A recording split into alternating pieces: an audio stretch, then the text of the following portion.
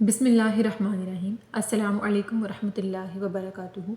उम्मीद करती हूँ कि तमाम देखने वाले खैर आफ़ियत से होंगे, अल्लाह ताला की रहमतों के साए में होंगे। तो मेरा उन्वान अहादीस नबी सल्लल्लाहु अलैहि वसल्लम, मौजू चल रहा था मखलूक़ात की इब्तिदा का बयान, जिसका हवाला बुखारी शरीफ की किताब। तो आज की हदीस है कि उम्मुल मोमिनीन हज़रत आयशा सिद्दीक़ा रज़ियल्लाहु तआला अन्हा बयान फरमाती हैं कि उहद की लड़ाई में मुशरिकीन को जब शिकस्त हुई तो इब्लीस ने चिल्ला कर बोला, ए अल्लाह के बंदो यानी मुसलमानों, अपने पीछे वालों से बचो। जबकि पीछे वाले भी मुसलमान ही थे। तो आगे खड़े हुए मुसलमानों ने अपने पीछे खड़े हुए मुसलमानों को मारना शुरू कर दिया, जबकि उनमें से सहाबी हज़रत हुज़ैफ़ा रज़ियल्लाहु तआला अन्हु कहने लगे कि ए अल्लाह के बंदो, इन्हें ना मारो, इनमें मेरे वालिद यमान भी मौजूद हैं, यहाँ मेरे वालिद भी मौजूद हैं, इन्हें ना मारो। तो लोगों ने उस वक्त तक मारना ना छोड़ा जब तक कि उन्हें कत्ल न कर लिया। सहाबी हुज़ैफ़ा बयान करते हैं कि खैर मैंने तुम्हें अल्लाह की रज़ा की खातिर माफ़ किया कि तुमने गलत फहमी में आके मुसलमानों को कत्ल कर डाला। और हदीस के आखिर में सहाबी उर्वा बयान करते हैं कि सहाबी हुज़ैफ़ा ने अपने वालिद के कातिलों को माफ़ कर दिया और उनके लिए दुआए मग़फ़िरत भी फरमाई। सुभान अल्लाह।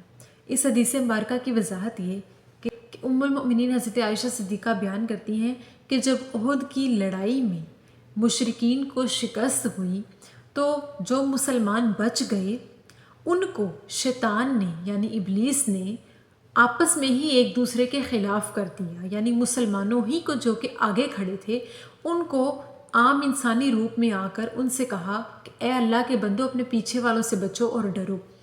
तो वो खौफज़दा हो गए कि शायद हमसे पीछे वाले जो खड़े हैं वो भी मुशरिकीन में से हैं, वो भी हमें मारने के लिए आए हैं, और उन्होंने उन पर हमला कर दिया। आगे वाले मुसलमानों ने इब्लीस के कहने पर कि शायद ये कोई हमारा हमदर्द बोलकर हमें बता रहा है कि पीछे वालों से बचो, उसकी बातों में आ गए, गुमराह हो गए और उन्होंने पीछे वाले मुसलमानों पर भी हमला शुरू कर दिया, जबकि पीछे वाले भी तमाम मुसलमान ही थे, उनमें से कोई भी मुशरिक न था। और उनमें सहाबी हुज़ैफ़ा बयान करते हैं कि ए लोगों, पीछे मुसलमानों में खड़े मेरे वालिद भी मौजूद हैं जिनका नाम यमान था, उन्हें ना मारो। वो रोकते रहे लेकिन मुसलमानों ने गलत फहमी में आकर के वो तमाम मुशरिकीन हैं उन्हें कत्ल कर डाला, जबकि वो तमाम मुसलमान थे और अल्लाह को मानने वाले थे।